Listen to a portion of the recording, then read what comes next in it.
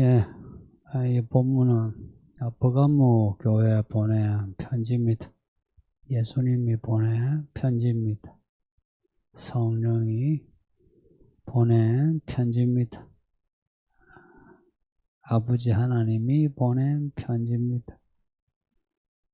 예수님이 편지 보냈다면 아버지, 성령 하나님이 다 같이 보낸 편지입니다. 이 버가모 교회에 나타나신 예수님의 모습이 특별합니다. 좌우에 날성검을 가지셨습니다. 칼을 가지셨다. 그것도 장검이에요. 누군가와 싸우시려고 작정하신 모습이에요. 의외죠. 성경은 특히나 요한계시록은 싸우는 이야기입니다. 전쟁 이야기입니다. 처음부터 끝까지 싸우고 싸워 이기고 이겨 만왕의 왕이 되고 만주의 주가 되는 이야기가 성경 이야기예요. 이미 예수님이 전쟁에서 이기셨다. 결론이 나 있는 이야기입니다. 아직 종말이 안 왔는데도 역사의 결론이 나 있습니다. 이렇게 해서 예수님이 우리를 구원하시는 것. 예수님이 이기지 않으셨고 이기지 않으시고 있고 이기지 않으실 거면 구원이 없습니다. 구원은 예수님이 이기셔서 구원하신 거예요. 성경에 나오는 그 악한 존재들 많죠. 뱀도 있고 사탄, 마귀, 또 요한계시록에는 용도 나오고 그것도 붉은 용이 나오고 엄녀가 나오고 짐승들도 나오고 거짓 선지자도 나오고 짐승을 섬기는 사람들, 표받은 사람들, 하나님을 향해 삿대질하면서 욕하는 사람들 다 악한 사람들인데 그들과 싸워 이기신다. 어떻게 이기시나? 16절 보면 예수님의 입에서 나오는 검으로 이깁니다. 예수님이 입에서 나오는 검으로. 신기하죠? 입에서 나오는 게 뭐겠습니까? 말씀이에요.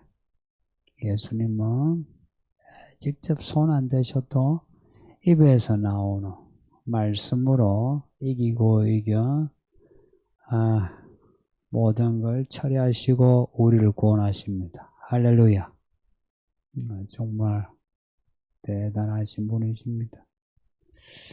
히브리서 4장에 보면 4장 12절인데 예수님의 입에서 나온 말씀에 대해 이렇게 기록하고 있어요. 하나님 말씀은 살아있고 활력이 있어 좌우의 날선 어떤 검보다 예리하다.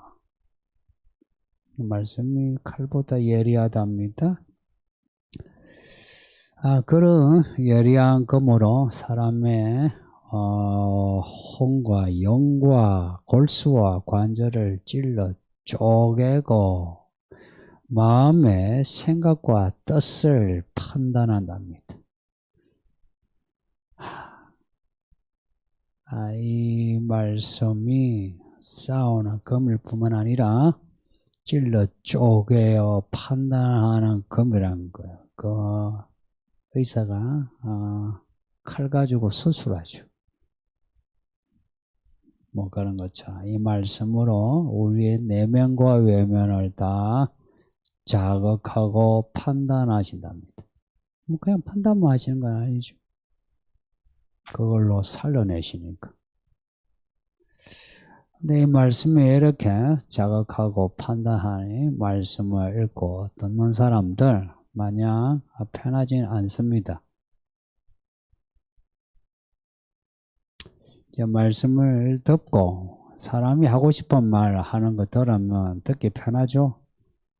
아이고 좋네 하죠. 근데 이 말씀을 펼쳐 말씀을 이야기하면 사람들이 되게 불편해하고 버거워합니다.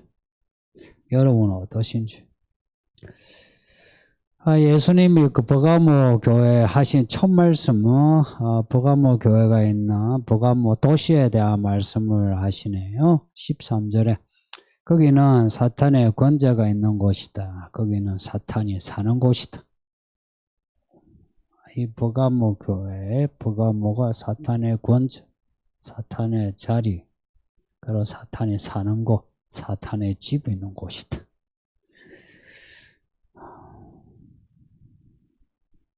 말하자면 사탄의 힘이 세고 사탄의 수하에 있는 사람들이 많은 도시다. 이런 곳에 교회가 있습니다.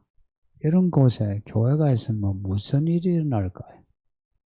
아이나 다를까 안디바가 중요한 이야기 나옵니다.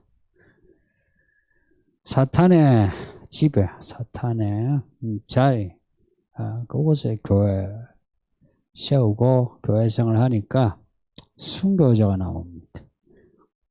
왜 죽나 하니까 예수의 이름을 굳게 잡아서 죽는답니다.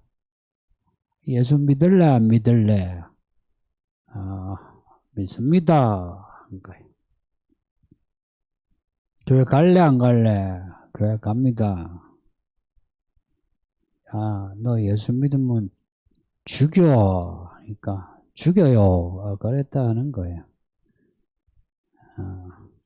죽기까지 예수님의 이름을 부정하지 않았다. 버리지 않았다. 계속 예수 이름을 불렀다 하는 거예요. 이게 요한계시록에서 말씀하는 믿음의 단면도입니다. 성경 전체가 믿음의 이야기죠. 많은 이야기 속에 많은 믿음의 모습이 나오죠. 특히나 복음서에. 요한계시록은 그 모든 믿음의 결정체예요. 이런저런 믿음 각자 가지고 있을지라도 요한계시록의 믿음, 예수의 이름을 꼭 끝까지 붙잡는, 또 죽기까지 붙잡는 이 믿음이 필요하다. 산을 옮기는 믿음, 병이 낫는 믿음, 기적을 체험하는 믿음 좋은데 그거 있어도 예수의 이름 끝까지 잡고 죽기까지 믿는 이 믿음이 없으면 믿음이 아니다는 거예요. 이게 이제 진짜 믿음이에요.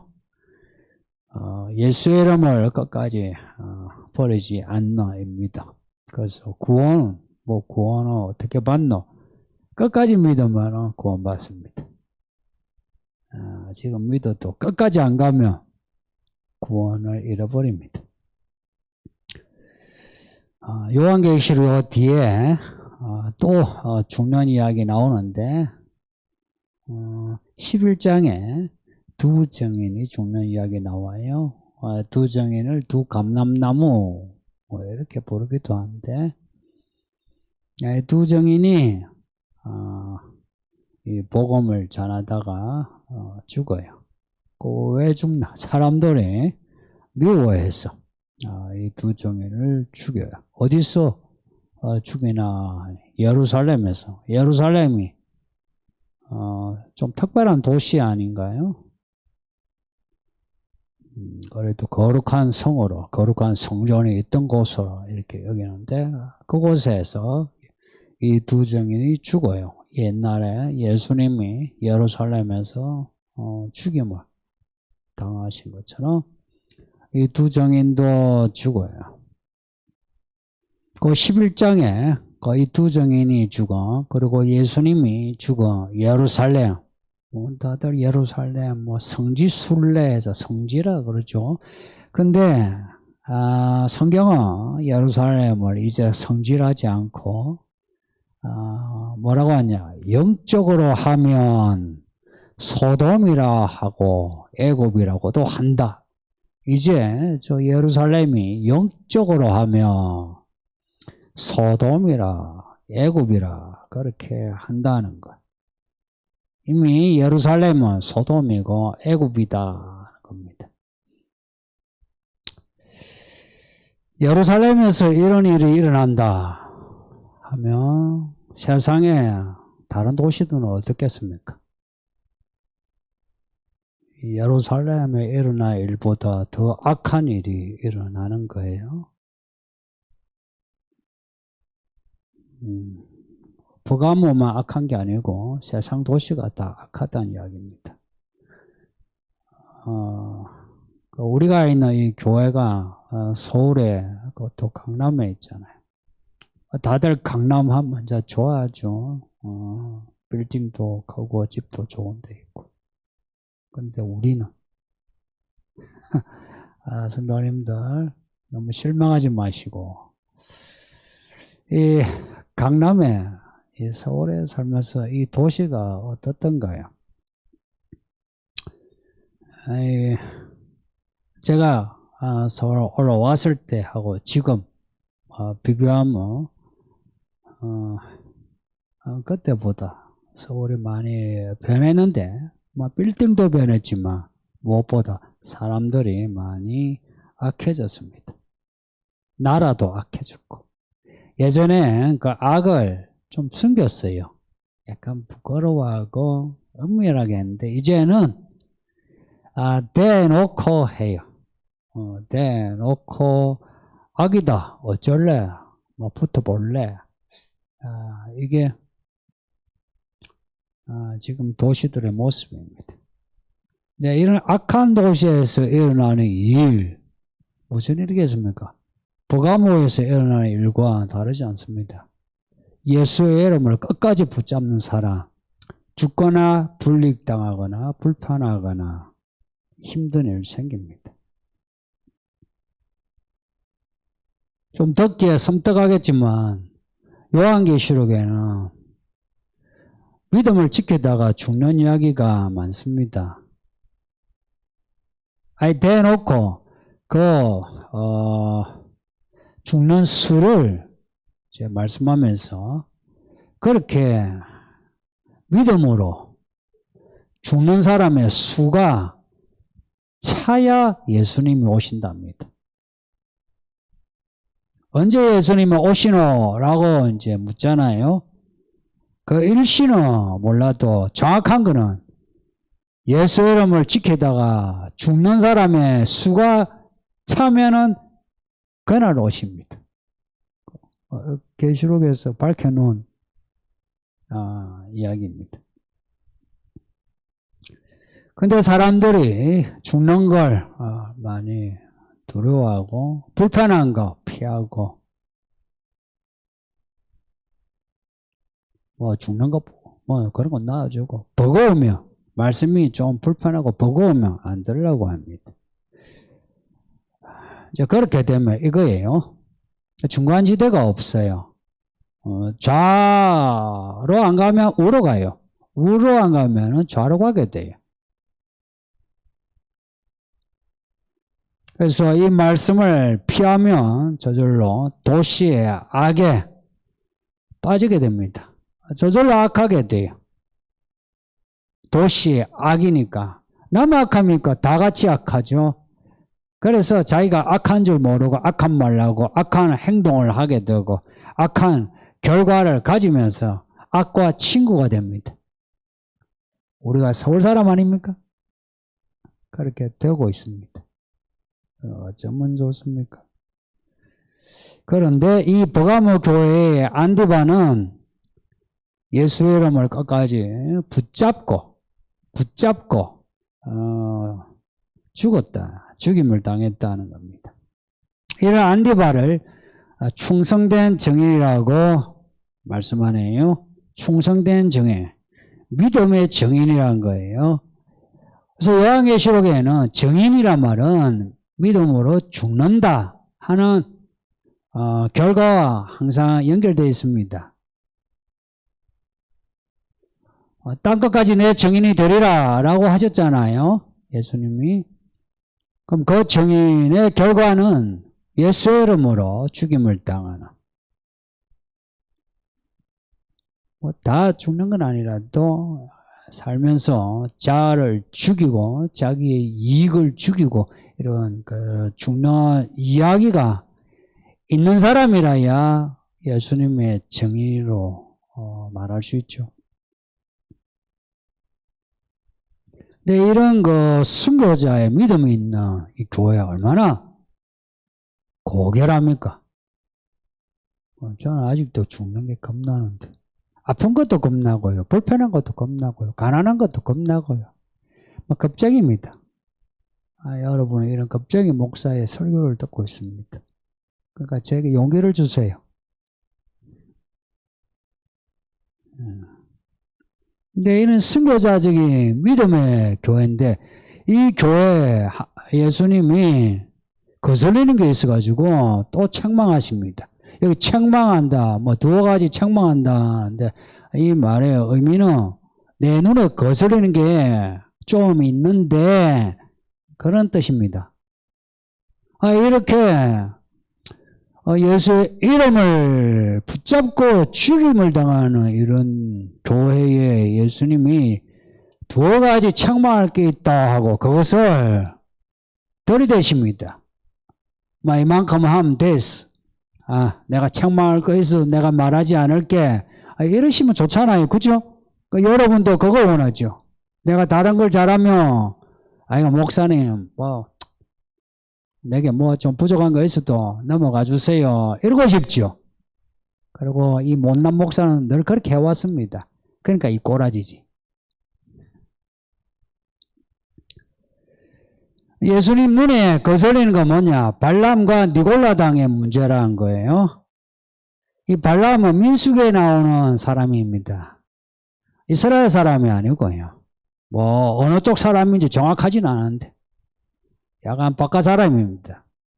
거짓말하는 선지자예요.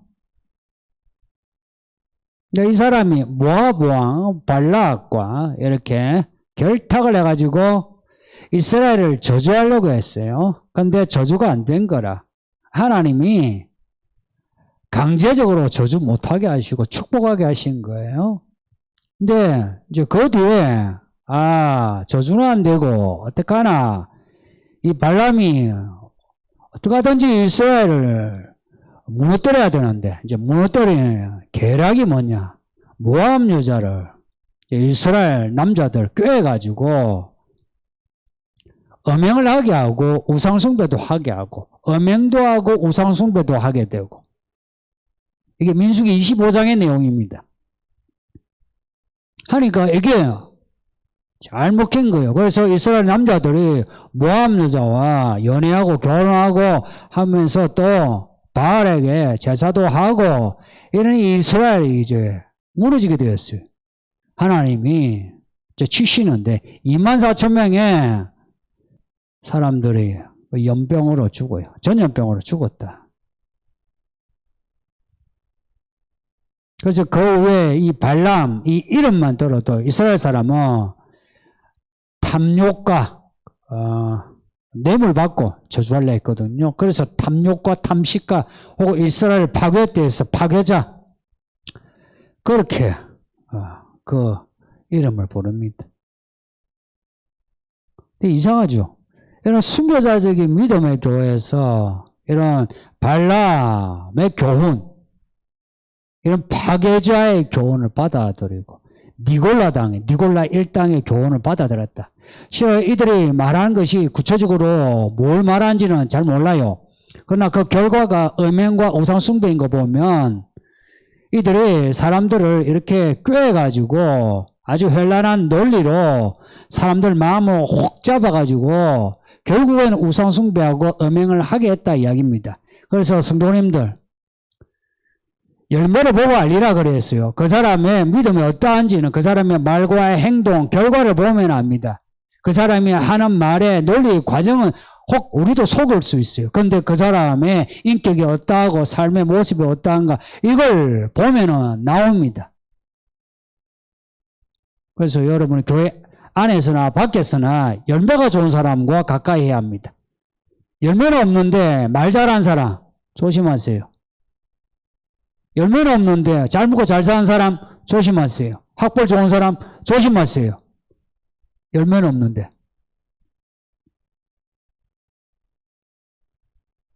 근데 이런 발람과 니골라의 교훈을 이 교회에 퍼뜨린 이 사람들, 그리고 그걸 받아들인 이 버가모 교회, 이게 현실입니다. 순교자적인 믿음을 가진 교회에 이런 이단적인 교훈을 받아들였다는 거, 근데 이해가 안 되죠. 근데 이게 현실입니다. 성도님들, 현실은 논리적으로 설명이 잘 안 되는 부분이 많아요. 우리 자신도 생각해 보세요. 우리의 신앙 고백과 우리 현실을 생각해 보세요. 내가 이런 신앙 고백을 할 것 같으면 내가 그런 죄를 짓겠습니까? 근데 신앙 고백을 하고도 죄를 짓는. 그러면서 회개하고 또 죄를 짓는. 복잡하지 않습니까? 이게 현실이에요. 근데 예수님은 이런 우리의 현실에 대해서 그냥 넘어가시지 않고 눈에 거슬린다는 거예요. 눈에 거슬려서 그것을 지적하신다는 겁니다. 예수님이 이 서울인 교회를 어떻게 지적하시는가를 들어야 합니다. 불편하고 버거워도 목사인 저부터 여러분도 교회 공동체로 들어야 되고 개별적으로 들어야죠. 성도님들, 믿음은 듣는 겁니다. 무슨 말씀을 하시든 들읍시다. 그래서 이 말씀이 우리의 혼과 영과 골수와 관절을 찔러 쪼개고 우리의 마음의 생각과 뜻을 판단하기까지 이 말씀으로 수술받는 겁니다. 우리가 있는 이 서울이 버가모보다 덜 악한 도시인 것 같습니까? 아니면은 예수님을 죽였던 예루살렘이나 아니면 그 외에 성경에 나오는 베델과 단 이런 악한 도시들, 그 도시들보다 우리 서울이 덜 악한 도시인 것 같습니까? 서울을 영적으로 말하면 뭐라 부를 수 있을 것 같아요? 서울을 영적으로 말하면 샤올, 히브리어로 샤울이 뭐냐? 지옥입니다. 무덤이고 지옥이 샤울입니다. 샤울. 발음이 똑같습니다.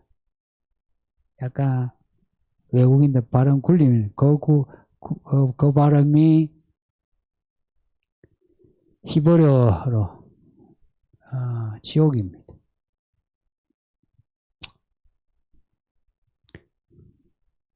영적으로 말하면 지옥 정도는 아니라도 지옥에 가까운 도시가 아닌가. 이 서울의 이야기, 옛날 이야기 빼고, 요 현대사 이야기하면, 근현대사 이야기하면. 일본이 우리나라 지배할 때 서울에다 조선 신사를 만들었어요. 서울에다. 8년을 걸려서 건축했어요. 웅장하게. 그리고는 전국에 신사를 만들었어요. 신사는 뭐냐? 일본 신을 섬기는 그런 절이, 거기에 이제 사람들 보고 신사 참배하라 하니까 천주교는 냅다 그냥 참배했어요. 제일 먼저 한 게 천주교예요. 지금도 그래. 그 다음에 한 게 감리교. 그래도 끝에 한 게 우리 장로교다. 근데 냅다 처음 하나 끝에 하나 똑같지 않나요?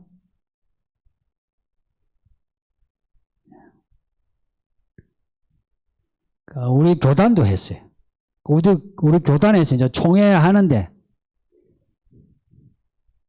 그 당시에 부흥 교회가 저 북한에 많았어요. 그래서 평양 노회장, 평소 노회장, 안주 노회장, 이런 북한의 노회장 목사님들이 신사참배하자 발의를 하고, 그래 발의를 하니까 그 앉아있는 그 노회장들이 제청이요 동의요 해서 그렇게 해서 우리 교단이 신사참배했습니다.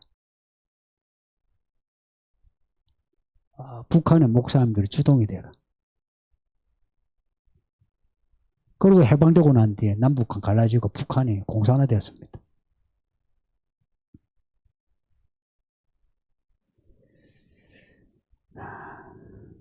그 6.25 끝나고 난 뒤에 우리나라가 많이 발전되었는데,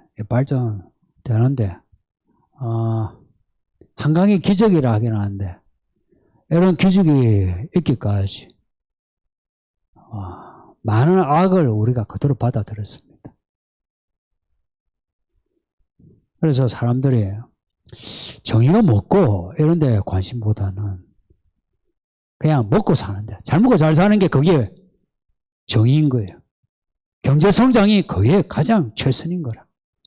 그렇게 살았습니다. 우리 아버지들이 그렇게 살고, 여러분이 그렇게 살고 있고, 성경에 보면은 그렇게 잘 먹고 잘 살고자 한 그 모습을 악이라 하고, 하나님은 그것을 그냥 두지 않고 심판해 오셨습니다.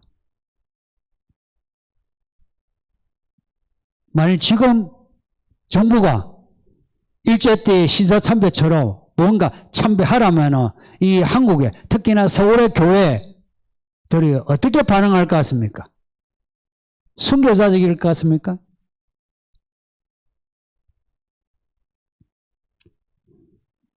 그렇지는 않을 거예요.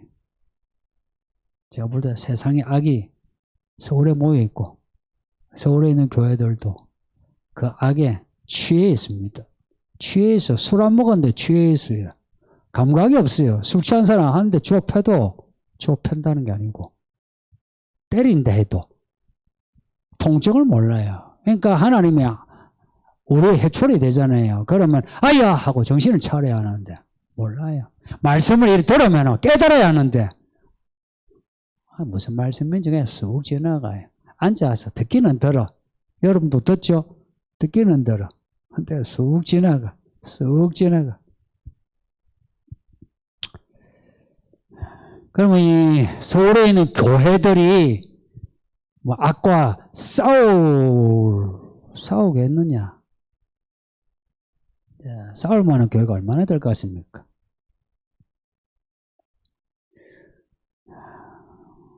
예수님이 서울에 있는 교회들, 이 서울 이기는 교회까지도 본다면은 예수님 눈에 거슬리는 게 없겠습니까?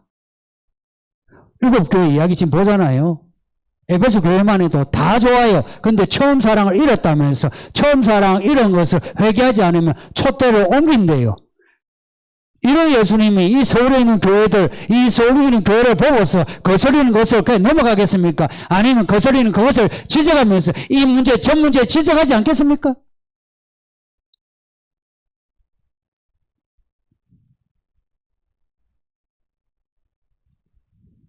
그러니까 이런 말씀을 읽으면서 버가모 교회 이야기를 읽을 때는 버가모 교회의 책망하신 말씀을 우리가 그대로 받아들이는 거예요. 그래서 우리가 눈이 밝아가지고 니골라 당의 교훈이 어떠한지, 발람의 교훈이 어떠한지 이것을 분별해서 그것을 처리를 해야 하는 겁니다. 그냥 취한 듯이 아이고 시끄러운 게 싫어. 시끄러운 거 싫죠. 교회가 시끄러운 것도 싫고 마음이 시끄러운 것도 싫죠. 편하고 싶죠. 평안하게. 그래서 다 받아들이죠. 다 받아들이니까 시절이 지나가도 꽃이 피고 열매 맺는 게 없죠. 니골라 당의 교훈이, 발람의 교훈이, 그럼 이 시대는 니골라 발람이랍니까? 이 시대의 현대의 교훈이 교회 안에 들어왔을 때 이것은 성경적이지 않다, 성경적이다 하고서 이것을 분별해서 받아들여서 혹은 내쳐서 교회가 예수님의 교회가 되어야 되죠. 말로는 성경을 다 강조하죠. 목사나 성도나 말씀을 강조하는 목사가 성도가 어디 있습니까? 다 강조하죠. 그러면 여기 계신, 그리고 이 온라인에 예배하는 여러분들 10년, 20년 교회 다니시면서, 그렇게 교회 다니시면서 말씀 안에서 자랐습니까? 교회 학교에서, 청년회에서, 교남에서 그렇게 말씀으로 자랐습니까? 교회 수십 년을 다녀도 말씀으로 자랐다는 그 성장이 없는 거예요. 왜 그러냐? 말씀은 놔두고 이런저런 교훈들을 받아들이면서 그냥 세상 사람이 된 겁니다. 그러면서 이제 말씀을 읽기는 이제 읽고만 말씀만 해도 아전인수격으로 이야기하죠. 그러니까 교회가 시끄럽죠. 뭐 목사가 이렇게 설교하기는 해도 이제 듣는 성도들은 자기가 하나님입니다. 목사가 뭐라 하든지 자기가 다 걸러서 들어요. 한 번 걸고 두 번 걸러서 자기가 들어요. 그리고는 판단도 자기가 알았어. 사는 것도 자기가 알았어. 사사기 시대에 왕은 없고 자기 소견대로 살았다는 그 시대처럼 지금도 그렇습니다. 이러면 회개해야 되는 거죠. 만일 회개하지 않으면 어찌 되느냐. 16절에 예수님은 칼 들고 우리와 싸우신답니다. 또 회개하지 않으면 우리도 저절로 악해져 가지고 우리도요 예수님과 싸우려고 덤벼들어요. 예수님과 싸우려고 우리도 예수님도 우리와 싸우려고 덤벼들어. 그래서 요한계시록 뒤에 보면 사람과 예수님이 싸워요. 결과가 뻔한데도 이제 싸워요. 이 악은요 사람이 악에 취하면요 자기가 죽어도 악해져요. 벌써 9월이 벌써 9월이 아니고 9월 이제 끝으로 갑니다. 성도님들 2020년 9월과 10월 이 요한계시록 이 교회 이야기를 우리 읽고 들으면서 9월과 10월 회개하는 달로 삼읍시다. 9월과 10월입니다. 9월과 10월입니다. 하나님에게도 시간표가 있겠죠. 이 9월과 10월에 회개합시다. 이렇게 말씀에서 지적하는 죄만이 아니라 우리가 살아오면서 지은 죄에 대해서 생각나는 대로 모든 죄를 회개하셔야 합니다. 밥을 먹다가도 하셔야 되고 공부를 하다가도 돈을 벌다가도 생각나면 회개하세요.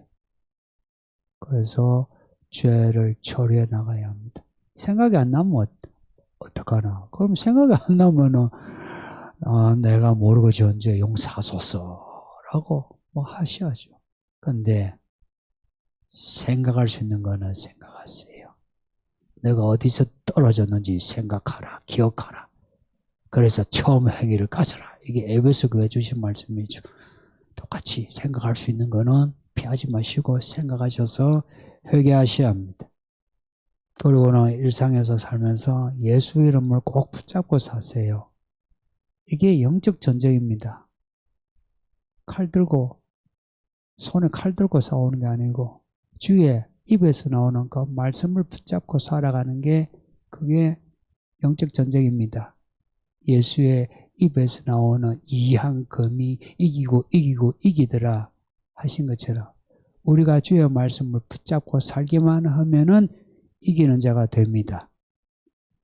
살아서도 이기는 자가 되고요. 죽어서도 이기는 자가 됩니다. 복 있는 자가 되고 죽어서는 또한 영원히 복 있는 자가 된다 이야기예요. 주의 말씀에 이 입에서 나오는 말씀을 붙잡고 살면요. 그렇게 이기는 자에게 주시는 두 가지 상, 만나와 흰돌 받읍시다. 이 만나는 옛날 이스라엘이 먹었던 그래서 똥으로 나오고 끝나는 그런 만나가 아니고 먹으면 영원히 배고프지 않고 목마르지 않는 그런 생명의 양식이 뭔지 경험을 해봐야 돼요. 그리고 우리가 이겨서 주의 나라에 가서 그것을 받아봐야 알고요. 그리고 흰돌도 이게 정확하게 뭔지 저도 몰라요. 여러분도 모르죠. 모르니까 우리 다음에 압시다. 상을 받아야 알아요. 상 받는 자만 그 새겨진 이름을 안답니다. 알고픈 성도님들 부디 이기는 자가 되셔서 우리 다 같이 주의 나라에 가서 이 만나 감추어진 만나와 그리고 이 주의 새 이름이 새겨진 이 신도를 받읍시다. 서울기는 교회 성도들이요. 이 9월과 10월에 많이 회개하시고 새로워지셔서 이제 하나님이 진행하시는 이 마지막 때 이야기들을 잘 감당할 수 있기를 예수 이름으로 축복합니다. 이 말씀을 생각하면서 우리 합심해서 기도합시다. 말씀을 생각하면서 기도합시다. 우리 가정에서도 예배하는 성도님들 분위기 잡고 이 시간에 합심해서 기도합시다. 말씀을 생각하면서 한 1분 정도 짧게 할 테니 이 시간에 우리 합심해서 다 같이 기도하겠습니다. 아멘. 할렐루야. 하나님께 감사 박수합니다. 할렐루야. 야, 성도님들 반갑습니다. 예, 화면에 제가 잘나게 나오는지. 예. 이 온라인 예배 언제까지 들을지 모르겠는데요. 이 27일까지라는데 또 이 정부는 또 모를 일이죠. 온라인 예배 드릴 때까지 온라인 예배로 은혜 받읍시다. 예?